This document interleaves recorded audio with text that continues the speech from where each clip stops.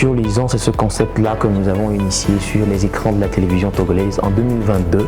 Et l'idée, en fait, c'était de rassembler les jeunes élèves, les jeunes apprenants, surtout du niveau secondaire, et de leur donner des livres. Et l'objectif, c'était de les inspirer et de les amener à lire beaucoup plus. Parce que nous avons constaté qu'aujourd'hui, on ne lit plus trop.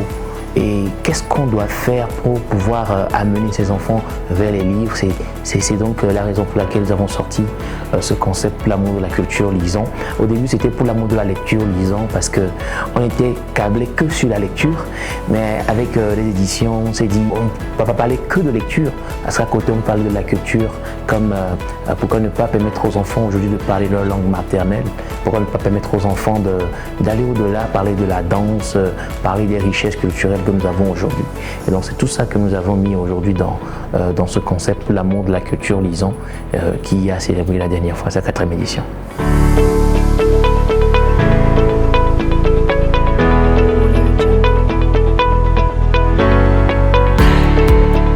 Pour parler donc de cette 4e édition pour l'amour de la culture lisant, en fait déjà je commence par la 3e édition parce que on était toujours sur les écrans de la télévision togolaise et on s'est dit pourquoi ne pas faire la finale ailleurs que devant les écrans de la TVT, parce que nous avons remarqué que nous voulons que les enfants viennent à la lecture, mais nous continuons toujours pas faire un concours sur l'écran.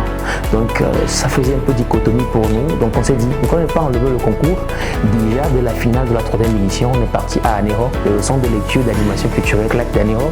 Nous avons joué une très grande finale et c'était magnifique. Je me rappelle encore, c'était un 7 septembre avec la présence de monsieur le maire de la localité, le directeur national de Compassion et d'autres autorités qui étaient là. Les enfants ont vraiment aimé. Après cela, on s'est dit attendez, pour la 4e édition, pourquoi ne pas quitter carrément les écrans de la télé? Parce que il y a des gens, quand ils vous voient à la télévision, ils se disent c'est un endroit, c'est un cadre réservé pour certains privilégiés. Donc on s'est dit pourquoi ne pas plutôt ramener le concours dans la population, permettre à ce que les gens touchent la chose de leurs mains et qu'ils puissent savoir que c'est quelque chose de réel et de vrai, que tous les enfants pourraient donc avoir la chance de concourir facilement.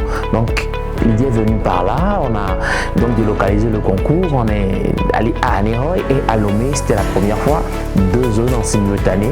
Je me rappelle encore avec l'équipe d'organisation, on se disait, attends, Elias, est-ce que tu es fou quelque part? Mais moi je dis non, c'était pas de la folie, c'était quand même plutôt une façon d'élargir un peu la vision et de montrer aussi que nous ne voulons pas qu'être qu'à Lomé, mais nous pouvons aussi être ailleurs qu'à Lomé.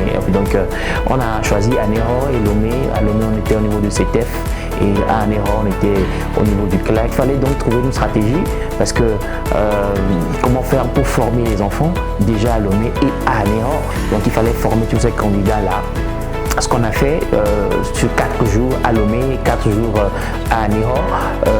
Après la phase de formation, on a donc choisi les meilleurs candidats.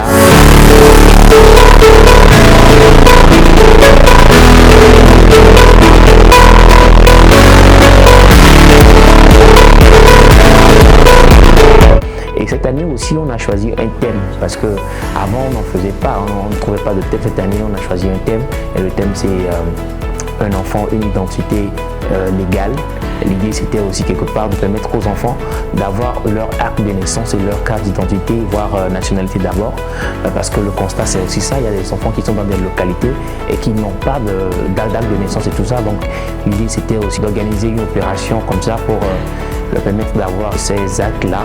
Et juste après, bon, il y a eu tout naturellement, les 8e de finale, les quarts de finale, demi-finale, et puis bien évidemment il y a eu la finale, la grande finale qu'on a faite à Lomé au CETEF avec tous les candidats qui étaient là, ceux d'Anéroy, ceux de Lomé. Il y a eu même des candidats qui sont venus de Tchélié, il y en a qu'on a eu depuis à Titorgon. Ça venait de partout cette année et les gens sont venus de loin aussi pour s'inscrire. Et ce qui nous reconforte encore plus parce qu'on se dit si la vision déjà arrive à atteindre ces localités, c'est dire que ces localités nous appellent maintenant à venir vers elles.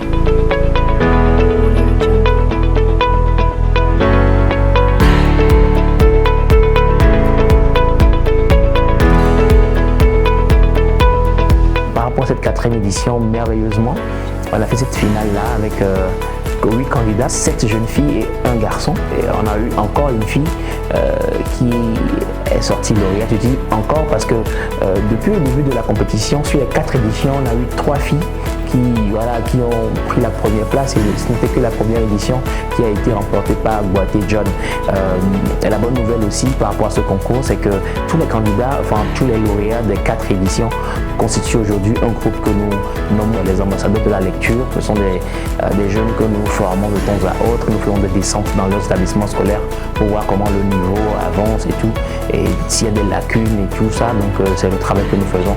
Et cette année, on a eu la chance aussi de distribuer un ordinateur à tous les candidats, finalistes du moins, histoire de commencer déjà par inculquer en eux cette connaissance en termes de technologie, en termes d'innovation technique et tout ce qu'il y a aujourd'hui.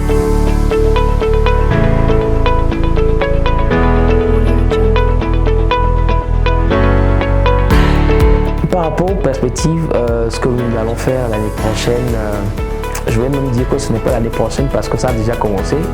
Je rappelle que c'était le 12 septembre dernier que la finale fut jouée avec la brillante victoire de mademoiselle Maramuna Dorel, qui est en classe de 4e cette année. Elle a 13 ans, merveilleux, moi je trouve, parce que à la finale elle a survolé cette compétition-là.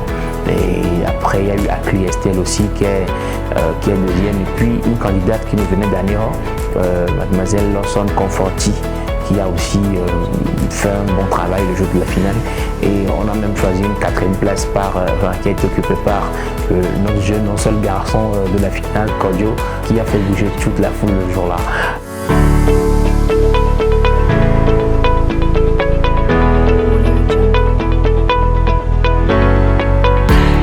Pour la 5e édition, je vous parlais entre-temps du fait qu'il y a des localités qui nous appellent.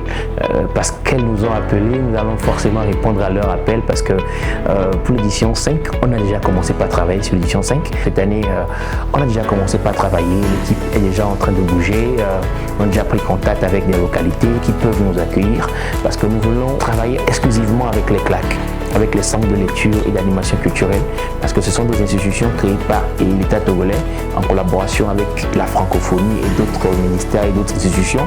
Mais on s'est dit quand même que ces cadres bien cueillants des élèves et ayant des activités, ces cadres méritent, je dirais, un peu plus. C'est cela que nous apportons donc avec ce concours, et c'est ce qui sera fait. On va donc travailler dans les 20 CLAC qui existent sur le territoire togolais, avec tous les candidats qu'on va recevoir des établissements scolaires, et avec l'appui de toutes les institutions qui voudraient bien nous accompagner.